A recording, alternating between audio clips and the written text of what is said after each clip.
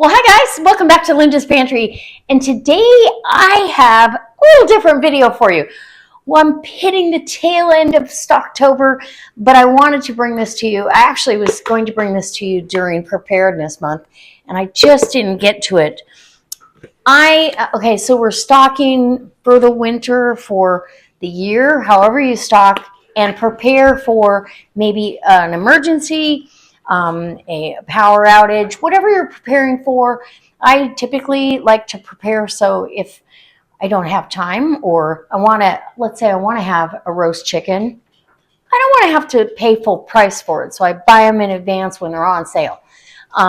Those kind of things. Making sure your freezers are full, your pantry shelves are stocked well. You don't have to go to the store to get an ingredient because you feel like making something. So as far as the dogs are concerned, sometimes, we buy kibble in advance, but you can't buy more than 6 months in advance because it goes rancid. There's oils in that kibble, that baked, kibble. And so you want to keep that coming fresh. Well, let's say there's a disruption in that. Or what happens if, you get the flu? It is flu season will be upon us before you know it. You get the flu, you're out of dog food, and you cannot go to the store. There's no way. Or you just are feeling under the weather and you've run out. Yes, you can have it delivered. Yes, you could go do a store pickup. That's if all the planets align. What if they don't? And so I'm giving you another idea to prep for your pets. And this is coming from a little bit of a necessity. So every week I make our boys their dog food. I'm making homemade dog food for them. They still have access to kibble, and it's a good healthy brand, but they don't eat near as much. That's not their sole diet, and they're happier. They're not shedding as much. They're just way happy. This recipe happens to be chicken dehydrated liver that I get at Costco, peas, carrots, and green beans with rosemary and thyme as the seasoning, no salt, nothing like that. Coconut oil, and then they do get about a teaspoon of grated hard-boiled egg with this fresh over their food. Well, they will typically consume about 3 quarts of this, and they eat this twice a day. 3 quarts of this in a week. Well, this week, for whatever reason, and pumpkin. There's pumpkin in here too. A little bit of turmeric. This week, it came out 4 quarts. I'm not sure. There was a half a cup of rice and a quarter cup of lentils. And so I don't know how it ended up 4, but they didn't eat it all. And I don't want it to go to waste. And so I'm going to put back, which I've intentionally been going to do that all week. I was going to do that. So we're going to put back their dog food, and I'll show you what I do with it. And then that way, if we're under the weather or we run low or I don't have time to make a batch of stuff, voila, it's already done. And all I have to do is rehydrate it. I'm going to dehydrate this dog food. So let me bring you in after that long-winded intro, and let me show you what we're going to do, and I'll bring you along for every step. So we'll get it on the trays, and I've got liners on my Excalibur trays. We'll get it on the trays. We'll put it in the dehydrator. It'll go overnight, I'm sure. And then tomorrow I'll bring it back. We will break it up and put it in a jar or 2. I haven't decided. We'll see how much room I need. Probably a quart jar. And we'll vacuum seal it. And I'll have that as an emergency backup plan for if I don't have a plan to begin with. All right, come on in. Okay, so now I already scooped some out, and I'm just going to scoop it out. Now, the liver chunks, I leave them big for these guys because they really like getting a hold of that. It still holds a chewy texture, and it'll be fine. So it might take them longer to rehydrate, but I'm going to get this spread out pretty thin. And honestly, you could do the dog food without the liver, because both these guys are looking at me like, did you say you have liver treats? Yeah, they want them. So we want to spread it out thin. I'm thinking two of these will be probably more than enough. And I know that they're getting something healthy, even if I can't, if I'm not able to. Like I said, what if you're sick, you don't feel good, or you haven't had the time to prepare, because it takes about an hour a week to make their dog food. Maybe a little less, but with cooking and everything, because I do cook it pretty low, so it's not at this high heat kind of thing. I think that's pretty unhealthy. Okay, I feel like that's a good spread for this tray. And let's move on to the next one. And there's just a little bit left. And like I said, if I don't feel like the liver is going to dehydrate enough, then I'll pick those out and they can have them as treats. Because they don't mind. Okay, let's pull the rest of this out. And super excited. They are too. They think that I must be making them dinner. They've already had their dinner though. So, or at least Bob thinks I'm making dinner. Nope, here comes Dobby. He's like, oh, I gotta investigate. I smell something. So just get it spread out thin on your, not parchment. You could do parchment though if you didn't have these silicone mats. It's probably going to leave, like it did the last time I did this, it leaves a little bit of an oil stain on the mat, but it doesn't matter. They still come clean. So, okay, these guys are going to get 2 of these pieces of freeze-dried liver that's been rehydrated. And this smells to them, they don't have the taste buds that we do, but they have such a great sense of smell. It smells like people food because of the thyme and the rosemary and the chicken and all that. There's no salt or anything like that. So, yeah, I'll give them a treat, and we'll get this in the dehydrator. I'm going to dehydrate this at a pretty low temperature. I don't think it needs to go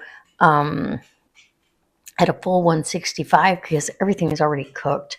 So we're going to knock it down a notch. We'll probably do it at the next setting down. And I'll be back tomorrow to show you what I got. Okay, guys, it's the next day, and this was on the dehydrator overnight, and it is dry, crispy, done. So what I'm going to do, I'm going to use my WeVac. Thank you, WeVac, for giving me this to use. It's been really, really nice to have. I have a link down below, and you can save 15% on your order if you order one through that link. Anyway, or you can just go shopping. They have vacuum bags. They have all kinds of stuff over there. So 15%. These days, it's nothing to sneeze at, right? Okay, so what I'm going to do is I think I can fit everything in here. Plus, I'm going to give the boys each a taste test. So they've already eaten, so I'm not going to put a lot in here, and I'm really trying to put some back, right? So I'm going to put just a little bit, and you guys can see they're anxiously waiting right here. I don't know if you can see him. Yes, you can. He's waiting. He's pretty sure that something here is for him. So I've got hot water here. I'm going to go ahead and refresh this. They could eat it dry, but they would have to have plenty of water available. So just a little bit to let this refresh. I'm going to let this happen. Oh, it's already starting nice. While I'm filling the jar and sealing it in the WeVac. And I'm going to show you how to use the chamber with a jar. It's pretty awesome. Okay. So that's that. That's going to set aside because they can't have it until it's reconstituted. Okay, and then what I've got is I have a 1.5 pint jar. I guesstimated that would be enough. And I'm just going to take this and down she goes, right? And you can break it up because it's going to end up like dog food. And these silicone Silpat mats, well, they're not a Silpat mat, but you know what I'm saying. Those can be washed up. So I want to make sure I've got this broke up enough that it'll fit in the jar. And this is probably the equivalent to, that was a quart. So it's probably the equivalent to, well, probably 3 days, 2 or 3 days, worth of dog food. So there's that. Okay. And this goes over here. Get this all crunched in there. Perfect. I would like to have several quart jars like this put away for them. And then I don't have to worry about them. You know what I'm saying? So in the sink that goes. Now I've got just a regular canning jar lid. You can use one that's been used for canning, or you can just get a new one. This is a no-name brand. I'm not going to use my 4 jars lids, but you can right now, and you want this pretty loose, okay? Where it's not going to come off like that. You set it right in there, okay? Set it right down in the chamber. Whoops. You're going to have this on seal, and that's for 6 seconds. And just hit that. You'll hear it.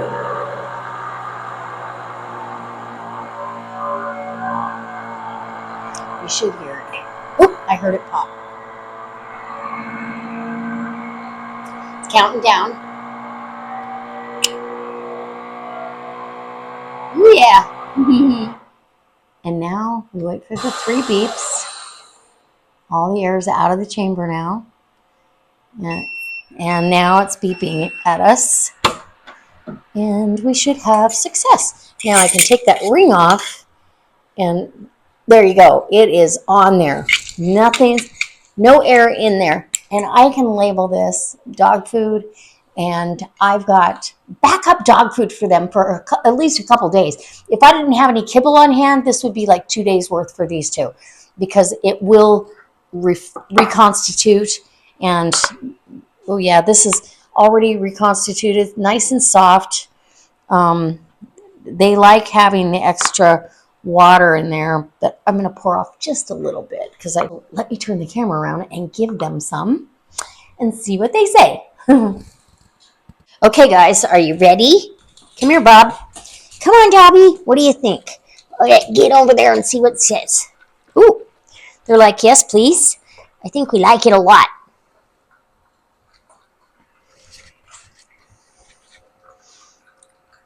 Yep. There's no complaining there. They love it. So now you know that you can do this for your dogs. All right, so Dobby took off with his bowl, and he's got his foot in it, holding it down, licking that bowl clean. So, yes, it's Bob and Dobby approved. And this can go on the shelf stable. And I feel good about having a couple days worth of dog food for them put away. So I'm going to make another big batch, and I'm just going to keep doing that. I do make several different kinds. So I'll label this one. This one's chicken. So I'll label these and make sure that I know what they have. And yeah, Bob's still cleaning his up too. And Dobby's coming back to see if he dropped anything. All right, guys, I can't wait to see you next time. And I hope that this inspires you to put back, Stocktober, stock some stuff up for your canine or your feline friends. You can do this with your cat food too. You just have to research good recipes for them. Dogs as well. They need a good balance of omega-3s, all that. They really do need a good balance of meat, not a bunch of fillers, not too much rice or anything. So, all right, guys. See you next time. Bye. Thank you so much for stopping by. If you like this sort of stuff, I hope you leave me a comment and you subscribe to the channel.